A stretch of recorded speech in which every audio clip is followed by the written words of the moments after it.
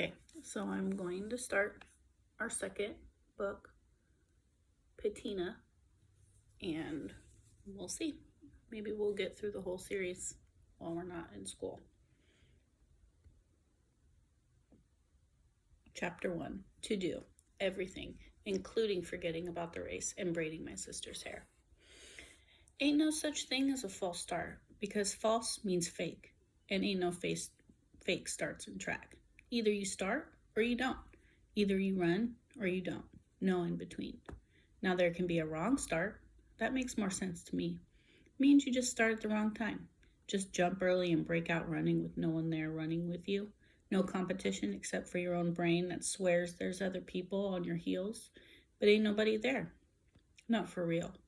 Ain't no chaser. That's what they really mean when they say false start. A real start at the wrong time. And at the first meet of the season, nobody knew this more than Ghost. Before the race, me and everybody else stood on the sidelines, clapping and hyping Ghost and Lou up as they took their marks. This was, of course, after they had already gassed each other up, talking to each other like there was no one else on the track but them. Funny how they went from mean-mugging each other when they first met to becoming all buddy-buddy like their own two-man gang or something. Lou and Ghost sticking together like glue. Ha! Glue. Ghost and Lou. Glue. Get it? That could be their corny crew name. Lost would also work. Matter of fact, there was a moment where I thought that name might even be more fitting, especially after what Ghost did. See, at first, I thought he'd timed it perfectly. I thought Ghost pushed off from the line at the exact moment the gun went off, as if he just knew when it was coming, like he could feel it on the inside of him or something. But he didn't hear the second shot. Well, I take that back. Of course he heard it. It was a loud boom. It was impossible not to hear it, but he didn't know it meant that he'd jumped too early, that he'd false started. I mean, this was his first race, so he had no clue that the second shot meant stop running and start over. So he didn't. He ran the entire 100 meters. Didn't know that people weren't cheering him on, but were yelling for him to pull up, to go back to the starting line. So when he got to the finish line, he threw his hands up in victory and turned around with one of the million-toothed smiles until he noticed all the other runners. His competition were still up at the top of the track. He looked out into the crowd, everybody laughing, pointing, shaking their heads while Ghost dropped his. Stared at the black tar, his chest like someone blowing up a balloon inside him, then letting the air out, then blowing it back up, then letting the air out. I was afraid that balloon was going to bust. That Ghost would burst open like he used to do when he first joined the team. And I could tell by the way he was chewing on the side of his jaw that he wanted to. Or maybe just keep running off the track, out of the park, all the way home. Coach walked over to him, whispered something in his ear. I don't know what it was, but it was probably something like, it's okay, settle down, you're still in it, but if you do it again, you're disqualified. Nah, knowing Coach, it was probably something a little more deep, like, I don't know, I can't even think of nothing right now. But Coach was full of deep, whatever it was. Ghost lifted his head and trotted back to the line, where Lou was waiting with his hand out for a 5. Ghost was still out of breath, but there was no time for him to catch it. He had to get back down on his mark, get ready to run it all over. The starter held the gun in the air again. My stomach flipped over again. That man pulled the trigger again. Boom, again. And Ghost took off again. It was almost like his legs were sticks of dynamite, and the first run was just a fuse being lit, and now the tiny fire had gotten to the blow-up part. And let me tell you, Ghost blew up. Busted wide open in the best way. I mean, the dude exploded down the line in a blur. Even faster this time. His silver shoes like sparks flicking up off the track. First race, first place. Even after a false start. And if a false start means a real start at the wrong time being too early, then I must have had a false finish, which also ain't a fake finish, but a real finish. Just too late. Make sense? Just in case it don't, let me explain. My race was up next, and here's the thing. I've been running the 800 for 3 years straight. It's my race. I have a system, a way of running it. I come off the block strong and low, and by the time I'm straight up, my stride is steady. But I always allow myself to drop back a little. You know, keeping it cool for the first lap. Pace. That's where the 800 runners blow it. They start out too fast and be rigged by the second lap. I've seen a lot of girls get roasted out there showboating on that first 400, but I knew better. I knew the second 400 was the kicker. What I didn't know, though, was just how fast the girls in this new league were, what kind of shape they were in. So when the gun blew and we took off, I realized that the pace I had to keep just to stay with the pack was faster than I was used to. But of course, I'm thinking these girls are stupid and are going to be tired in 20 seconds, in 30 seconds, in 40 seconds. Never happened. And instead, it ended up being me saying to myself, oh God, I'm tired. How am I tired? And as we rounded into the final 200 meters, I had to dig deep and step it up. So I turned on the jets. Here's how it went. Cornrows, low cut, ponytail, and puny tail in front of me. Chop 'em down, Patty. Push, push, breathe. Cornrows is on my side now. The crowd is screaming the traditional chant when someone is getting past. Whoop, whoop, push, push. Cornrows is toast. 100 meters to go. Mouth wide open, eyes wide open, stride wide open. Chop 'em down, Patty. Arms pumping, whipping the air out of my way like water. Low cut is slowing up. Her little pea head's bobbling like it could snap right off. She's tired. Finally, whoop, whoop, got her. 2 more to go. Ponytail can feel me coming. She can probably hear my footsteps over the screaming crowd. She knows I'm close, and then she makes the biggest mistake ever. The one thing every coach tells you to never do. She looked back. See, when you look back, it automatically knocks your stride off, and it gets you messed up mentally. And once Ponytail looked over her shoulder, the whoops started back up like a siren. Whoop, whoop, 50 meters. That's right, I'm coming. Chop 'em down, Patty. I'm coming. I could see Puny Tail just ahead of her, that little twist of hair in the back of her head like a snake tongue, and she was running out of breath. I could see by the way her form had broken down. Ponytail was too. We all were. And even worse for me, we were also running out of track. I got Ponytail by a nose, second place, then collapsed. People cheering all around me, jumping up and down in the stands, quickly becoming a wavy blur of color as the tears rose. Second? Stupid second place? Ugh. No way was I going to cry. Trust me, I wanted to. Water pricking at my eyelids, but no way. I wanted to kick something. I was so mad. Coach Witt came over and helped me up, and once I was standing, I yanked away from her and limped over to the bench. My legs were burning and cramping, but I wanted to kick something anyway. Maybe kick the bench over. Kick those stupid orange slices Lou's mother brought. Anything. But instead, I just sat down and didn't say a word for the rest of the meet. Yes, I'm a sore loser, if that's what you want to call it. To me, I just like to win. I only want to win. Anything else is false, fake, but real. So real, I didn't even want to talk about it on the way to church the next day. Not with no one, not even God.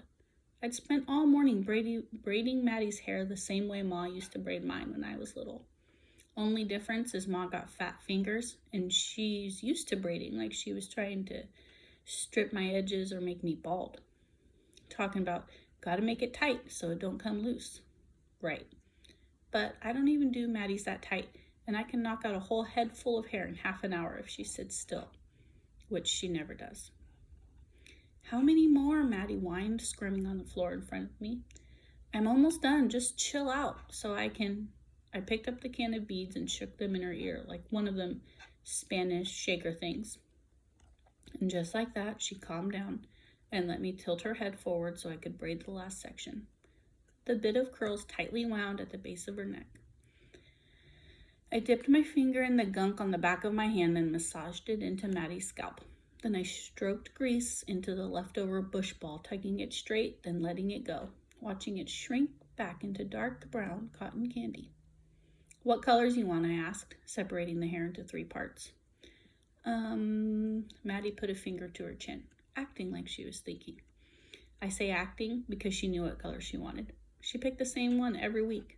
Matter of fact, there was only one color in the can. Red, we both said at the same time.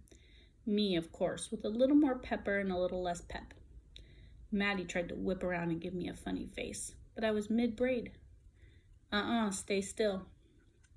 Then came the beading. Today, 30 braids, so 3 red beads on each braid.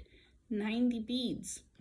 I used tiny bits of aluminum foil on the ends to keep the beads from slipping off, even though I knew they would anyway.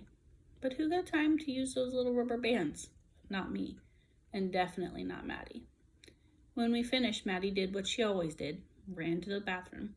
I followed her like I always did, and lifted her up so she could see herself in the mirror. She smiled, her mouth like a piano with only one black key in front, one tooth missing. Then Maddie ran back to the living room and blew a kiss at a picture propped up on the table next to the TV.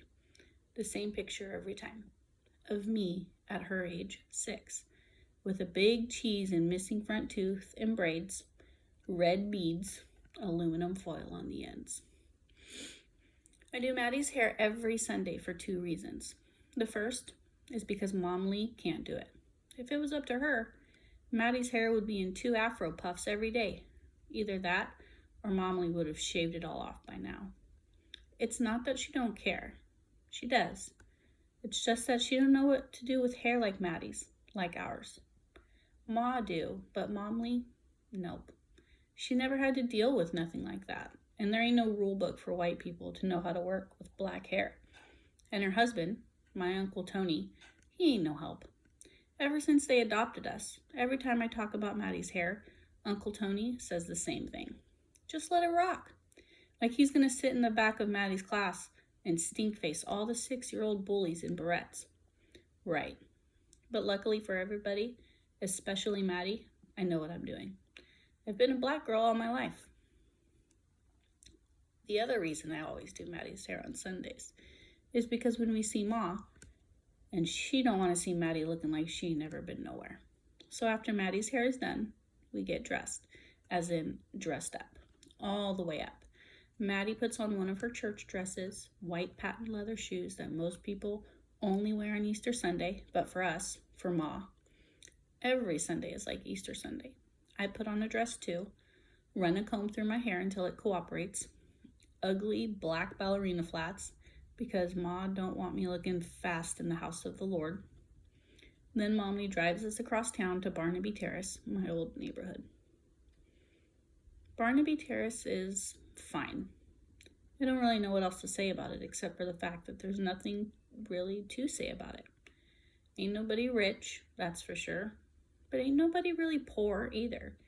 Everybody's just regular. Regular people going to regular jobs, having regular kids who go to regular schools and grow up to be regular people with regular jobs, and on and on. I guess everything was pretty regular about me too until 6 years ago. Follow me. I'd just turned 6, and me and my dad were having one of our famous invisible cupcake parties. Kind of how like little girls on old TV shows be having tea parties. But you know how it don't ever really be tea in the cups? Like that. Except I didn't have a tea set, and my mom wouldn't let us use her real teacups, which were really just random coffee mugs. Plus, my dad always said, tea don't even taste good enough to pretend to drink it. He also said tea and eat are made of the same letters anyway, so pretending to eat was pretty much the same as pretending to drink. And what better thing to pretend to eat than cupcakes? And that's what we always had, imaginary cupcakes. But on this night, my mother cut the party short because it was a school night. Plus, she was pregnant with Maddie at the time and needed my father to massage her feet. So he whispered in my ear, "Sleep tight, sweet pancake. Your mama and the waffle need me." Then he kissed me goodnight, first on the forehead, then on one cheek, then on the other cheek. I don't know what happened next. My guess is that after rubbing Ma's feet, he kissed her goodnight too. And Maddie the waffle, who was probably being all fidgety in Mom's stomach. I bet Dad smooched right on the belly button, then rolled over and went to sleep. But he never woke up. Like, ever. It was crazy. And if we had been allowed to drink pretend tea from my mother's real cups, they all would have been shattered the next morning after she woke me up, her face wet with tears, and blurted, "Something's happened." I would have smashed each and every one of them cups on the floor, and I would have smashed more of them 2 years later when my mother had 2 toes cut off her right foot. And 6 months after that, when she had the whole foot cut off.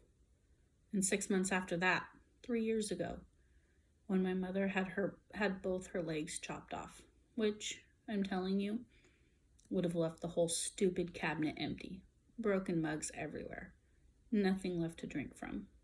But I didn't. Instead, I just swallowed it all and wished this was some kind of invisible, pretend something, but it wasn't. And just so you don't get the wrong idea, it's not like my mom just wanted her legs cut off. She got the sugar. Well, it's really a disease called diabetes, but she calls it the sugar, so I call it the sugar. Plus, I like that better than diabetes because diabetes got the word die in it, and I hate that word. The sugar broke Ma's lower extremities, which is how doctors say legs. It just went all crazy in her body, stopped the blood flow to her feet. I used to have to rub and grease them at night, just like my dad used to, and it was like putting lotion on 2 tree trunks, dry and cracked, swollen and dark, like she'd been standing in coal. But at some point, she just couldn't feel them no more. And I went from moisturizing them to trying to rub them back to life. And after that, they were basically, I guess the best way to explain it is just to say dead. Her feet had died. Like I said, I hate that word, but ain't no way else to say it. And I guess death can travel, like spread like a fire in the body. So the doctors had to go ahead and cut her legs off. They call it amputate, which for some reason makes me think of something growing, not something being chopped, just above the knee to keep more of her from dying. Maddie's only 6 now, and ever since she was born, I'd been helping out the best I could with her. But with Ma losing her toes and feet, helping out became straight up taking care of her. And I'm talking about keeping lists in my head of things I had to take care of. To do, make sure Maddie's bathed. To do, make sure Maddie's dressed. To do, make sure Maddie's fed. To do, everything. But after Ma lost her legs, my godparents, my dad's brother Tony and his wife Emily, stepped in and took over as our soul guardians, which the first time I heard it I thought was soul guardians, which I guess was just as good, kind of like guardian angels. I bet Uncle Tony and Auntie Emily, who Maddie used to call Mama Emily, which became Momly, had no idea when they said they would be our godparents, they were inheriting all this drama. I bet they just thought they'd have to give us gifts on random days that wasn't our birthday or Christmas. Slip us $10 bills just because, stuff like that. Not take care of us all the way. That's a lot. But they always acted like they were cool with it. Like this is what they signed up for and we grateful. Even though I still gotta look out for Maddie because, I just do. I still keep a list in my brain. Plus, Momly can't do black hair for nothing. Why am I telling you this long story? Oh, I remember. Because Sundays. On Sundays, like I said, Maddie's hair gotta be right. For Ma.